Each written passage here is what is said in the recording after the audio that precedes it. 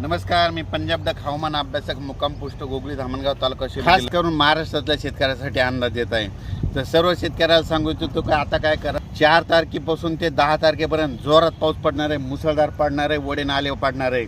म्हणून हा अंदाज सगळ्या शेतकऱ्यांना लक्षात येतात. एकंदरीत परिस्थिती बघितली तर राज्यामध्ये आपण सांगितलं होतं की 27, 28, 29, 30ला सगळीकडे चांगला पाऊस पडेल, म्हणून सगळीकडे राज्यात पाऊस चांगला झाला.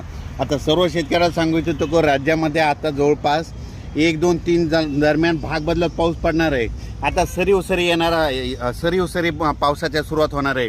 म्हणून ह्या 3 दिवसामध्ये लक्षात घ्या, म्हणजे 1 जुलै, 2 जुलै, 3 आणि 4 जुलैपर्यंत राज्यामध्ये आता सरीचा पाऊस येणार आहे. म्हणून हा अंदाज लक्षात घ्या. परत शेतकऱ्याला सांगू इच्छितो की राज्यात आता ह्या 3 दिवसात ज्यांना शेतीचे कामे आटपायचे तर त्यांनी आटपून घ्या, कारण की राज्यामध्ये 4 जुलैपासून ते 10-11 जुलैपर्यंत जोरदार पाऊस पडणार आहे. वडे नाले वाहणारा पाऊस पडणार आहे. ठिकठिकाणी छोटे छोटे तळे असतील तर त्याच्यामध्ये पाणी येणार आहे. म्हणून हा अंदाज लक्षात घ्यायचा.